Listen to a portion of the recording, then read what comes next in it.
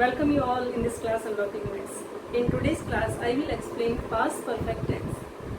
Past perfect tense is the tense in which the action is completed in the past. इस tense में past में हमारे अतीत में कोई भी काम, कोई एक्शन, कोई टास्क कंप्लीट हो चुका हो। और इसकी एक विशेष बात ये होती है कि एक सेंटेंस में दो कंप्लीटेड टास्क का मेंशन होता है। एक टास्क पहले कंप्लीट होता है, उसके बाद एक टास्क और कंप्लीट होता है। तो ये दोनों ही टास्क को कैसे लिखा जाता है वो आज हम इस टेंस में पढ़ने वाले हैं। जानते हैं कि पास्ट परफेक्ट को कैसे पहचानते हैं। There are some sounds in Hindi जिसकी मदद से हम लोग पास्ट परफेक्ट को पहचानते हैं। उनमें से आ था, ए थे, या था, चुका था, चुके थे, इस टाइप के जो साउंड्स होते हैं उनसे हमें मदद मिल जाती है कि हमें पास्ट परफेक्ट को पहचान पाते हैं। And the structure for affirmative subject plus had plus V3 plus object, and for negative subject plus had not plus V3 plus object. Okay, now the main thing is that अगर आपके पास एक sentence में दो completed task होंगे तो उनको आप कैसे लिखेंगे। तो जो पहला टास्क कंप्लीट होगा that task is called previous action. उसको क्या कहते हैं? previous action. Previous action. And previous action should be written in past perfect. Past perfect. हमेशा जब सेंटेंस में दो टास्क आएंगे, एक प्रीवियस एक्शन आएगा और दूसरा जो एक्शन आएगा वो आएगा सब्सिक्वेंट एक्शन। सब्सिक्वेंट एक्शन और सब्सिक्वेंट एक्शन को हमेशा सिंपल पास्ट में लिखा जाएगा। Simple past. Now you should know about the structure of simple past and past perfect. Past perfect कहते ही आपको पता होना चाहिए कि हैड प्लस V3 आनी है एंड सिंपल पास्ट में आपको पता होना चाहिए कि V2 आनी है। ओके, सो देखते हैं कि एक सेंटेंस बनाते हैं कि कैसे इसको हम लोग लिखते हैं।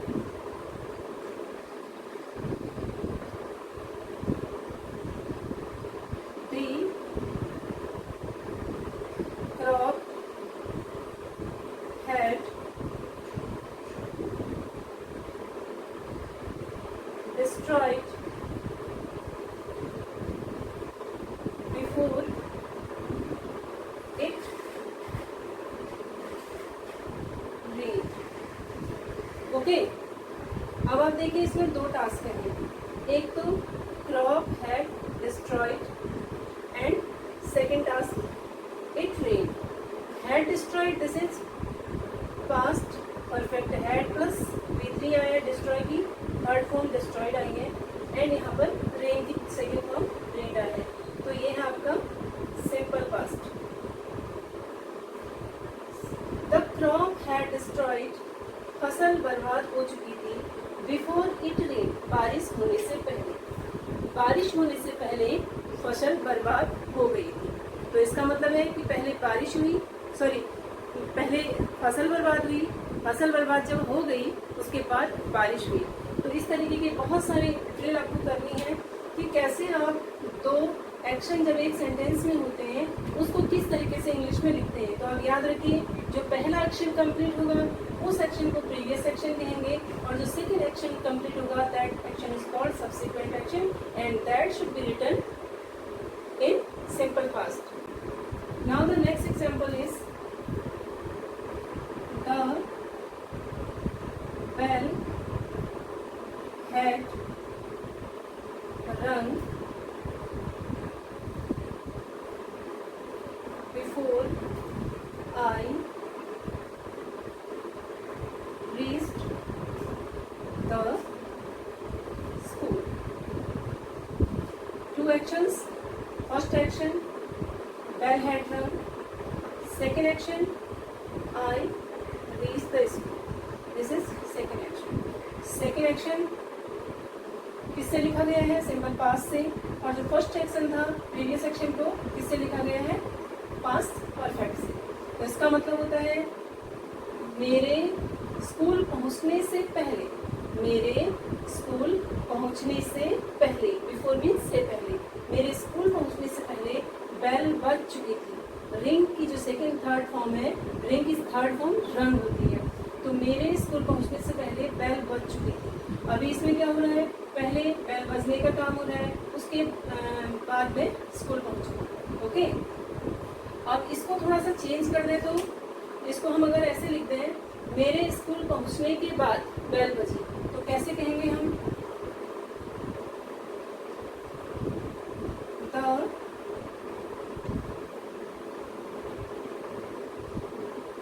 बेल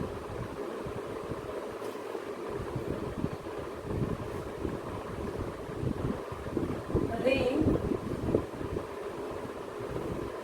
after I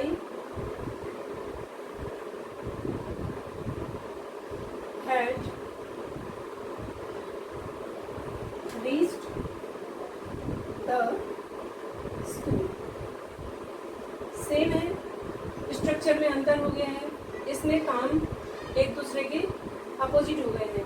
इसमें पहले बेल बजी थी, ओके, द बेल हैड रंग before I reach the school, मेरे विद्यालय पहुंचने से पहले बेल बज चुकी थी। लेकिन इसमें द बेल रैंग, बेल बजी after I had reach the school, मेरे स्कूल पहुंचने के बाद, मीन्स यहाँ पर मैं स्कूल पहले पहुंचूंगी। यहाँ पर सेकंड सेंटेंस में मेरा स्कूल पहुंचना पहले हुआ है और बेल बाद में बजी है। तो जब हम आफ्टर वाला सेंटेंस लिखते हैं उसमें हम सब्सिक्वेंट एक्शन को पहले लिख देते हैं, ये याद रखिए आप। इसमें हमने प्रीवियस एक्शन को पहले लिखा बिफोर वाले सेंटेंस में, लेकिन जब हम आफ्टर वाला सेंटेंस करते हैं तो आफ्टर वाले सेंटेंस में हमें सब्सिक्वेंट एक्शन को पहले लिखना होता है और प्रीवियस एक्शन को बाद में लिखना होता है। लेकिन एक बात याद रखिए कि हमेशा प्रीवियस एक्शन को पास्ट परफेक्ट में ही लिखना है और सब्सिक्वेंट एक्शन को सिंपल पास्ट में ही लिखना है, ये बहुत याद रखने वाली बात है। Some more examples, as soon as she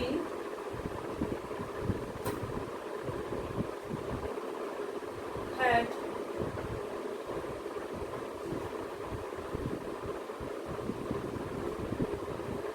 finished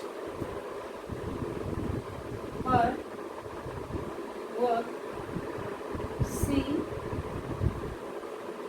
ran out to meet her friends। Okay, as soon as means जैसे ही,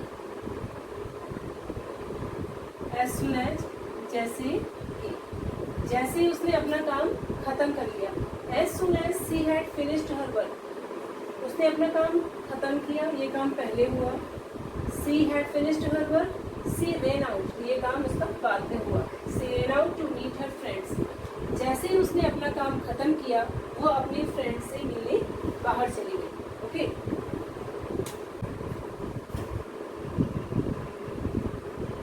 when I reached there, the party had started।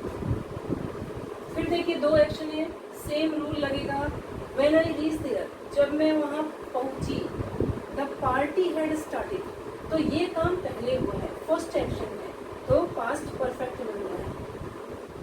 the party had started, party पहले ही start हो चुकी थी, party start हो चुकी थी। when I reached there, जब मैं वहाँ पहुँची, when I reached there, the party had started। या फिर आप ये भी कह सकते हो, जब मैं वहाँ पहुँची सारे मेहमान जा चुके थे, जब मैं वहाँ पहुँची मेरी फ्रेंड खाना खा चुकी थी। तो इस तरीके के जब भी आपको कोई सेंटेंस को इंग्लिश में लिखना होता है तो हमेशा याद रखिए पहला एक्शन और दूसरा action, previous action and subsequent action. The next example, she had left her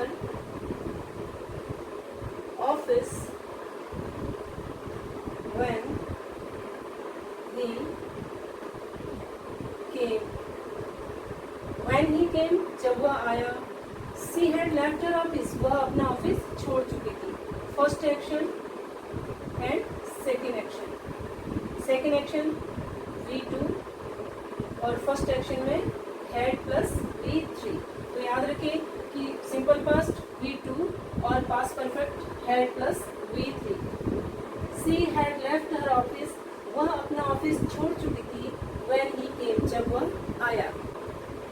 He had already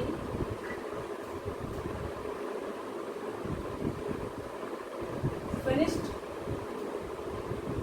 his work. He had already finished his work. वह अपना काम पहले ही समाप्त कर चुका था या उसने अपना काम पहले ही समाप्त कर लिया था. इस तरीके के सेंटेंस को पास्ट परफेक्ट में बनाया जाता है. So take care. मिलते हैं आपको अगले एपिसोड में पास्ट परफेक्ट कंटिन्यूअस के साथ. Till then take care. Have a good day.